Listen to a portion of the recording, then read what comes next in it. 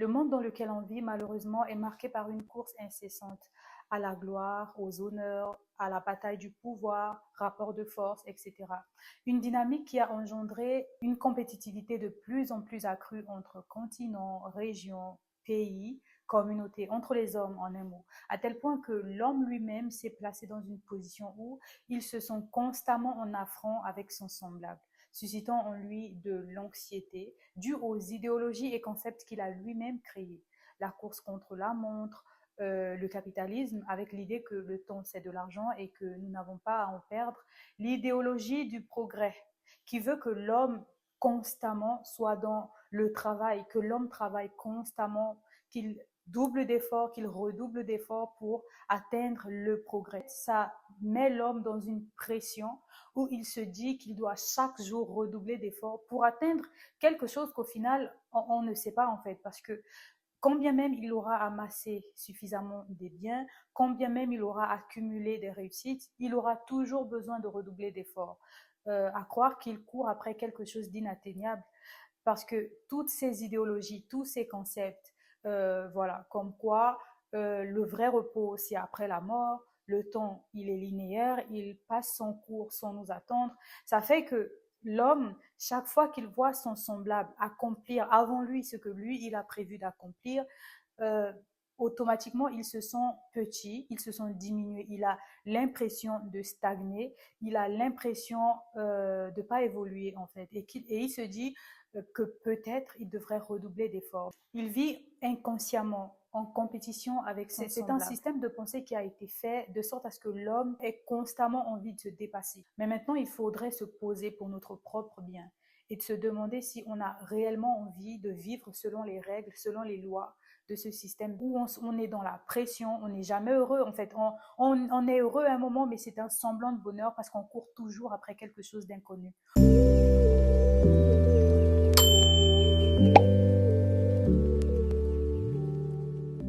Je dis toujours que le temps agit comme une arène, un espace, un lieu de défi entre nous et nos peurs, qu'elles soient liées aux échecs passés, à nos incertitudes ou aux difficultés qui se présentent à nous.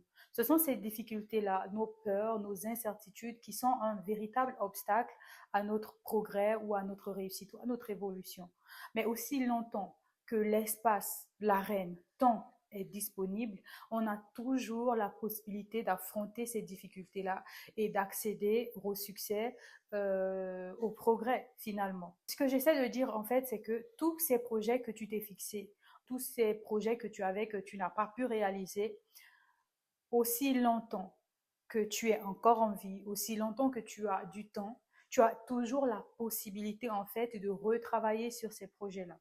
Déjà, tu as besoin de comprendre ce qui n'a pas marché. Si déjà c'était des objectifs SMART, j'ai fait une vidéo où j'expliquais comment se fixer des objectifs selon l'acronyme SMART pour minimiser les possibilités d'échec ou pour maximiser nos chances de réussir. Ce projet que tu t'es promis de réaliser mais que tu n'as pas atteint ne doit pas susciter en toi le sentiment d'être en retard ou encore l'impression de stagner ou de l'anxiété, la frustration ou la déception.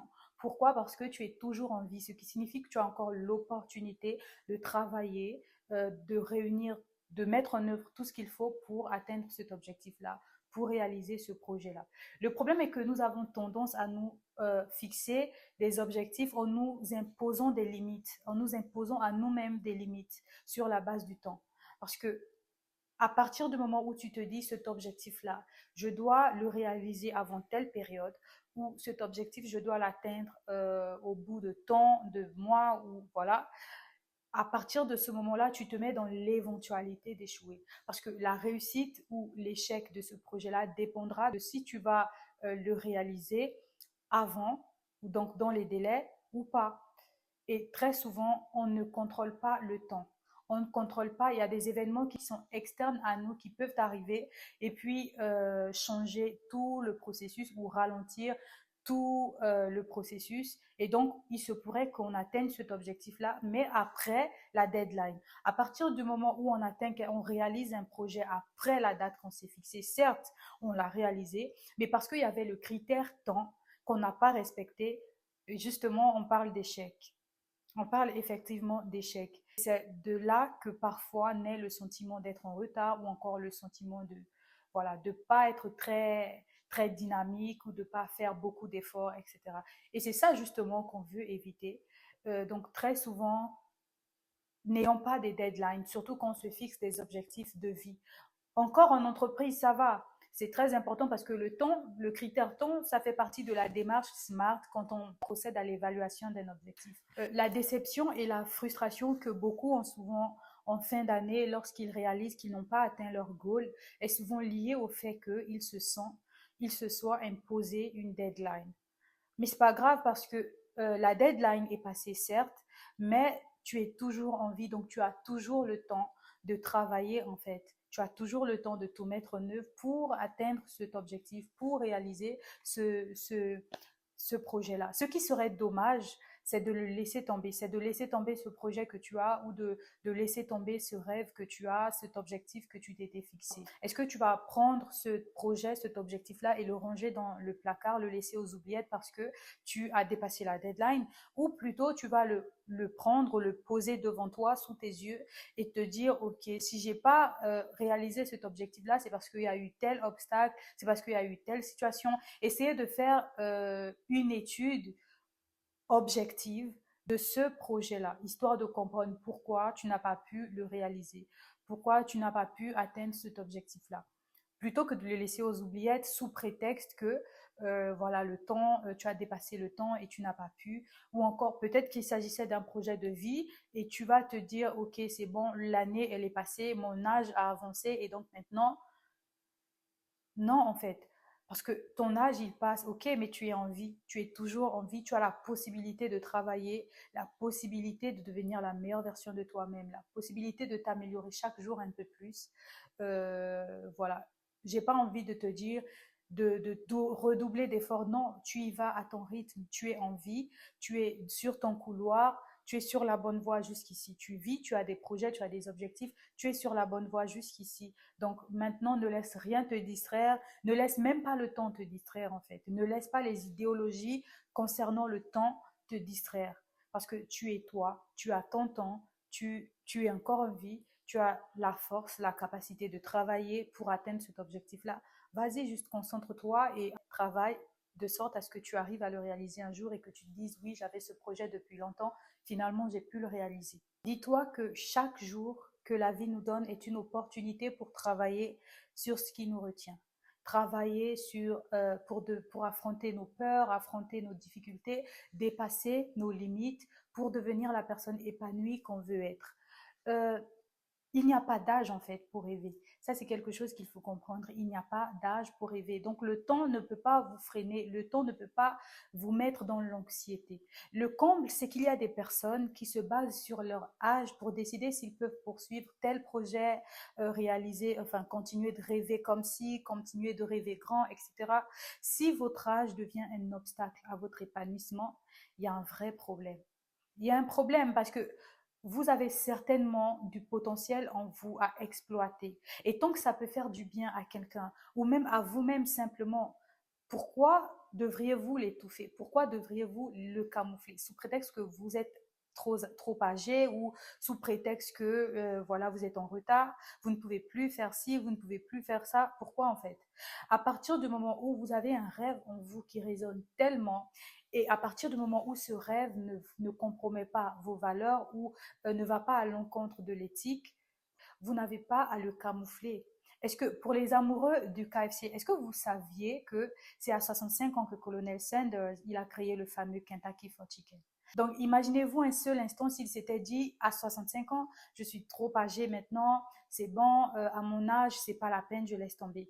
Vous vous rendez compte qu'on serait passé à côté du plaisir de manger du KFC? Pareil, Morgan Freeman, c'est vraiment dans la cinquantaine que Morgan Freeman, il a été successful. Il n'y a pas d'âge pour rêver, en vrai. Il n'y a pas d'âge pour rêver, il n'y a pas d'âge pour réaliser quoi que ce soit. À partir du moment où ça ne va pas contre l'éthique et que c'est quelque chose qui résonne tellement à l'intérieur de nous, faites-le. Faites-le, ça vous prendra certainement du temps. 2026, 2027, whenever, mais faites-le. Parce que le but, c'est d'être heureux, le but, c'est d'être épanoui. Si vous ne faites pas ça, vous ne développez pas ce potentiel que vous avez en vous, sous prétexte que vous êtes en retard, ou si vous ne faites pas ce qu'il faut faire pour réaliser ce projet que vous avez ou cet objectif que vous avez sous prétexte que, voilà, le temps passe vite, vous êtes en retard, etc., vous passez certainement à côté de quelque chose et vous allez laisser un vide quelque part. Je vais terminer cette vidéo sur ce passage biblique que j'aime énormément parce que c'est sur ce verset en fait que je m'appuie souvent pour dire qu'on ne peut pas contrôler le temps. Et donc, nous n'avons pas à courir après le temps. Vivons juste chaque jour qui nous est donné de la manière la plus optimale en fait, de la manière la plus productive pour notre propre bien, pour notre épanouissement. C'est un passage dans le livre des Actes où en fait le Seigneur parlait à ses disciples avant son ascension, il leur promettait le Saint-Esprit, il leur disait qu'il enverrait le Consolateur, etc. Et donc les disciples lui ont demandé quand est-ce que ces événements-là allaient se produire. Et il leur a répondu en disant que ce n'est pas à vous de connaître les temps ni les moments que le Père a fixés de sa propre autorité. Tout ça pour dire qu'on est là en vie, mais il y a quelqu'un de bien au-dessus de nous qui contrôle le temps, qui distribue les jours, qui distribue les semaines, qui distribue les mois et les années. Quand il nous les accorde, prenons-les comme des opportunités et voilà, travaillons sur nous, faisons ce qu'il y a voilà, nécessaire pour nous, pour notre bien, mais surtout pour lui d'abord, d'accord? Moi, je suis assise là aujourd'hui, je parle aux gens, je parle à des dames, des femmes, des jeunes, peu importe. J'apporte un peu de baume au cœur des personnes qui sont, sur les cœurs des personnes qui sont un peu désespérées en fin d'année et tout. Donc, oui, j'œuvre un peu. C'était juste pour rigoler, mais en vrai, tout ce que je veux dire, c'est que ce temps que nous avons, il est le nôtre. C'est une grâce que Dieu nous fait en voyant une année nouvelle. Donc, n'entrons pas dans cette nouvelle année désespérés, n'entrons pas dans cette nouvelle année avec le moral bas, n'entrons pas dans cette nouvelle année dans l'esprit de compétition, voilà, parce qu'on part déjà en se disant qu'on est en retard, donc on doit travailler dur pour... Non, ce qui compte, c'est nous. On a notre temps. Ce temps-là, il est le nôtre. C'est l'opportunité qui nous est donnée. OK? Tout ce qu'on doit faire, c'est notre nécessaire. Faire tout ce qui nous profite à nous pour être heureux, pour être épanoui. Et j'aimerais inviter toute personne qui a le sentiment d'être en retard à comprendre que le plus important n'est pas la vitesse à laquelle on avance, mais de continuer à avancer.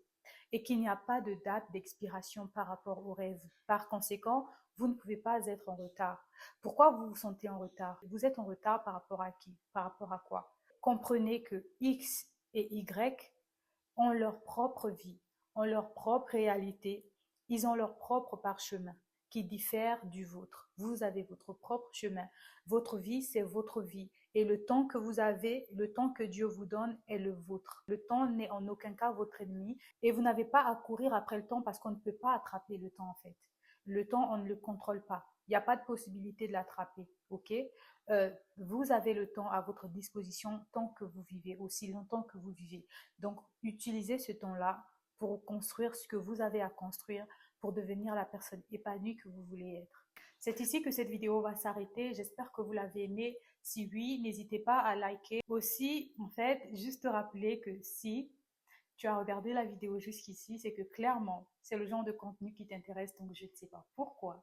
Jusque-là, tu t'es pas abonné. Je t'invite à t'abonner. Ton abonnement sera d'un grand soutien pour moi et un encouragement aussi pour continuer. Et d'ici là, portez-vous bien. À bientôt.